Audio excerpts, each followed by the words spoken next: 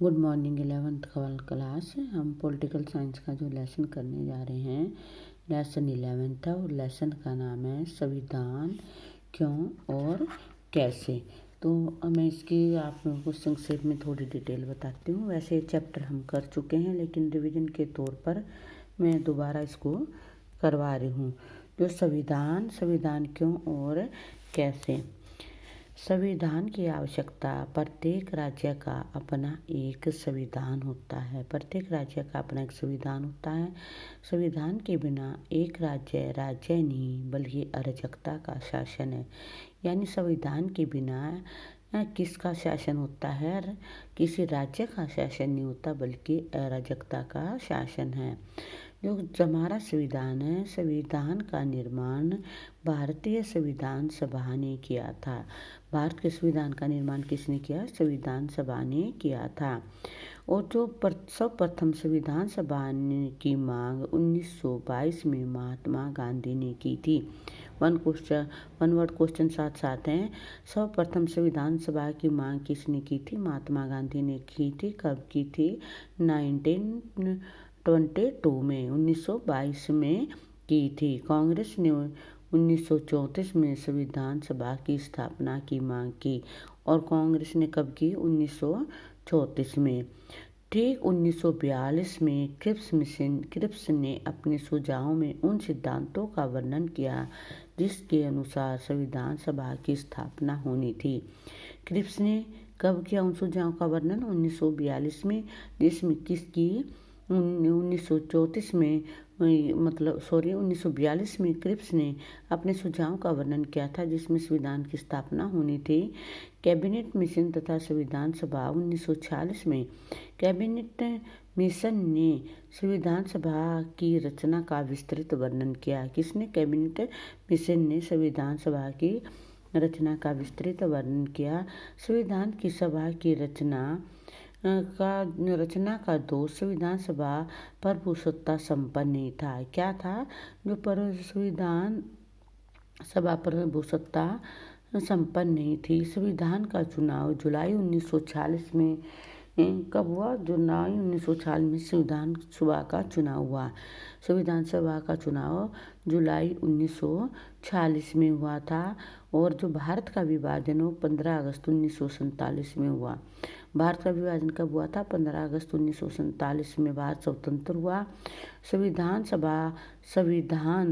निर्माण में पूर्ण स्वतंत्र हो गई थी।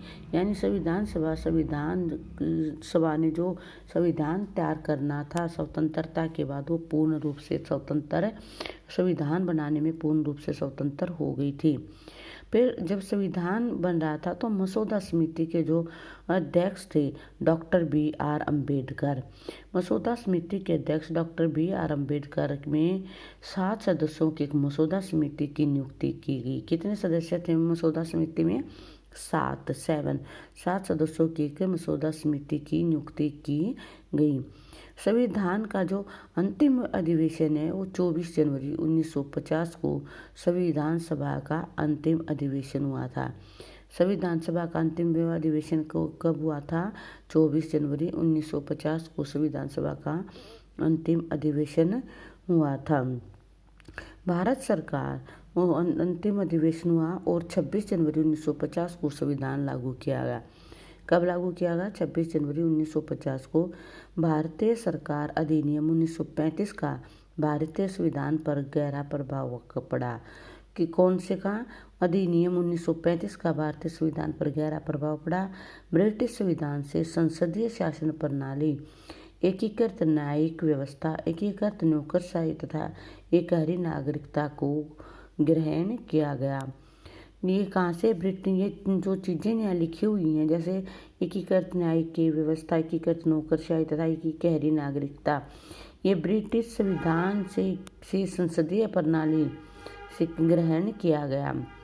अमेरिकी संविधान से मौलिक अधिकार कहाँ से क्या क्या चीज़ें संविधान में के जब संविधान बन रहा था किन किन चीज़ों का कहाँ से मतलब संविधान में प्रयोग किया?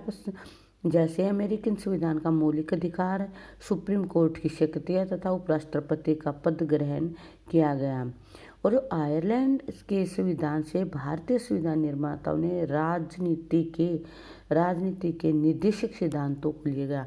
1 वर्ड क्वेश्चन भी बनते हैं, राजनीति के निर्देशक सिद्धांत कहाँ से लिए गए थे? ये सिद्धांत आयरलैंड के संविधान से लिए गए थे। कौन से? राजनीतिक सिद्धांत। भारतीय संविधान एक संविधान सभा ने बनाया।